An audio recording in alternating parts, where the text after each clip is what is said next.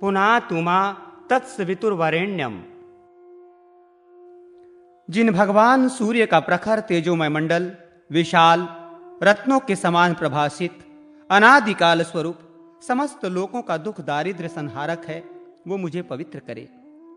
जिन भगवान सूर्य का वेरण्य मंडल देव समूहों द्वारा अर्चित विद्वान ब्राह्मणों द्वारा संतुष्ट तथा मानवों को मुक्त देने में प्रवीण है, वो मुझे पवित्र करे। मैं उसे प्रणाम करता हूं।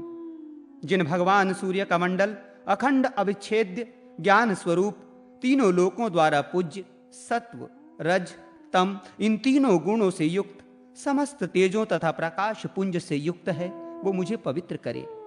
जिन भगवान सूर्य का श्रेष्ठ मंडल गूढ़ होने के कारण अत्यंत कठिनता से ज्ञान गम्य है तथा भक्तों के हृदय में धार्मिक बुद्धि उत्पन्न करता है, जिससे समस्त पापों का क्षय हो जाता है, वो मुझे पवित्र करे। जिन भगवान सूर्य का मंडल समस्त आदि व्याधियों का उन्मूलन करने में अत्यंत कुशल है, जो ऋक् यजुः तथा साम इन तीनों वेदों के द्वारा सदा संतुष्ट है और जिसके द्वारा भूलोक अंतरिक्ष लोक तथा स्वर्ग लोक सदा प्रकाशित रहता है, वो मुझे पवित्र करे। जिन भगवान सूर्य के श्रेष्ठ मंडल को वेदवेत्ता विद्वान ठीक ठीक जानते तथा प्राप्त करते हैं, चारणगण तथा सिद्धों का समूह जिसका गान करते हैं, योग साधना करने वाले योगी जन जिसे प्राप्त करते हैं, वो मुझे पवित्र करे। जिन भगवान सूर्य का मंडल सभी प्राणियों द्वारा पूजित है तथा जो इस मनुष्य लोक में प्रकाश का विस्तार करता है और जो काल का भी काल एवं अनादिकाल रूप है, वो मुझे पवित्र करे। जिन भगवान सूर्य के मंडल में ब्रह्मा एवं विष्णु की आख्या है, जिनके नाम उच्चारण से भक्तों के पाप नष्ट हो जाते हैं, जो क्षण कला काष्ठा संवत्तर से लेकर कल्प पर्यंत काल का कारण तथा सृष्टि के प्रलय का भी कारण है, वो मुझे पवित्र करे। जिन भगवान सूर्य का मंडल प्रजापतियों की भी उत्पत्ति पालन एवं संहार करने में सक्षम एवं प्रसिद्ध है और जिसमें यह संपूर्ण जगत संहत होकर लीन हो जाता है, वो मुझे पवित्र करे। जिन भगवान सूर्य का मंडल संपूर्ण प्राणी वर्ग का तथा विष्णु की भी आत्मा है, जो सबसे ऊपर श्रेष्ठ लोक है, शुद्धाति शुद्ध सारभूत तत्व है और सूक्ष्म से सूक्ष्म साधनों के द्वारा योगियों के देवयान द्वारा प्राप्य है, वो मुझे पवित्र करे। जिन भगवान सूर्य का मंडल वेदवादियों द्वारा सदा संतुष्ट और योगियों को योग साधना से प्राप्त होता है, मैं तीनों काल और तीनों लोकों के समस्त तत्वों के ज्ञाता उन भगवान सूर्य को प्रणाम करता हूं, वो मंडल मुझे पवित्र करे। पुराण श्रवण काल में पालनीय धर्म। जो लोग श्रद्धा और भक्ति से संपन्न, अन्य कार्यों की लालसा से रहित, मौन पवित्र और शांत चित्त से पुराण की कथा को श्रवण करते हैं, वे ही पुण्य के भागी होते हैं। जो अधम मनुष्य भक्ति रहित होकर पुण्य कथा को सुनते हैं, उन्हें पुण्य फल तो मिलता नहीं, उल्टे प्रत्येक जन्म में दुख भोगना पड़ता है। जो लोग तांबुल पुष्प चंदन आदि पूजन सामग्रियों द्वारा पुराण की भली भांति पूजा करके भक्ति पूर्वक कथा सुनते हैं, वे निसंदेह दरिद्रता रहित अर्थात धनवान होते हैं। जो मनुष्य कथा होते समय अन्य कार्यों के लिए वहां से उठकर अन्यत्र चले जाते हैं, उनकी पत्नी और संपत्ति नष्ट हो जाती है। जो पापी अधम मनुष्य मस्तक पर पगड़ी बांधकर या टोपी लगाकर पवित्र कथा सुनते हैं, वे बगुला होकर उत्पन्न होते हैं। जो लोग पान चबाते हुए पवित्र कथा सुनते हैं, उन्हें कुत्ते का मल भक्षण करना पड़ता है और यमदूत उन्हें यमपुरी में ले जाते हैं। जो ढोंगी मनुष्य व्यासनासन से ऊंचे आसन पर बैठकर कथा सुनते हैं, वे अक्षय नरकों का भोग करके कौवा होते हैं। जो लोग व्यासनासन से श्रेष्ठ आसन पर अथवा मध्यम आसन पर बैठकर उत्तम कथा श्रवण करते हैं, वे अर्जुन नामक वृक्ष होते हैं। जो मनुष्य पुराण की पुस्तक और व्यास को बिना प्रणाम किए ही कथा सुनते हैं, वे विषभक्षी होते हैं। और जो लोग सोते हुए कथा सुनते हैं, वे अजगर सांप होते हैं।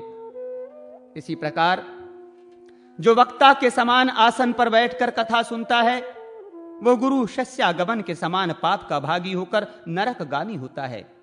जो मनुष्य पुराणों के ज्ञाता व्यास और पापों को हरण करने वाली कथा की निंदा करते हैं, वे 100 जन्मों तक सूकर योनि में उत्पन्न होते हैं। जो मनुष्य इस पुण्य कथा को कभी भी नहीं सुनते, वे घोर नरक का भोग करके वनैले सुअर होते हैं।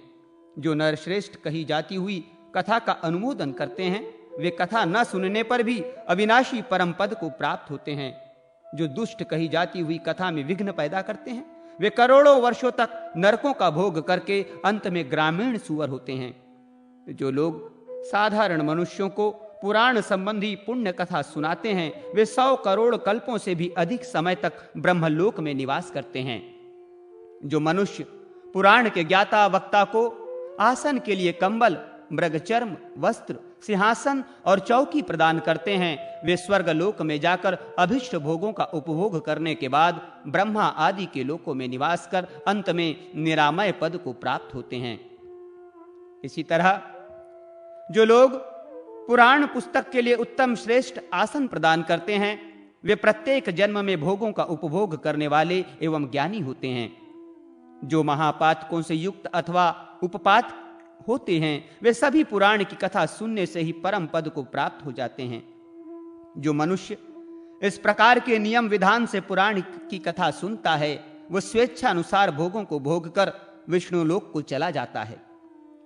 कथा के समाप्त होने पर श्रोता पुरुष प्रयत्नपूर्वक वस्त्र और अलंकार आदि द्वारा पुस्तक की पूजा करे, तत्पश्चात सहायक ब्राह्मण सहित वाचक की पूजा करे।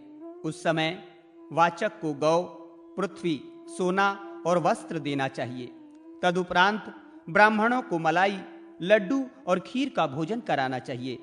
तदनंतर परमात्मा व्यास से प्रार्थना करे, आप व्यास रूपी भगवान बुद्धि में बृहस्पति के समान पुण्यवान, शील संपन्न, सत्यवादी और जितेंद्रिय हैं। आपकी कृपा से मैंने इन संपूर्ण धर्मों को सुना है।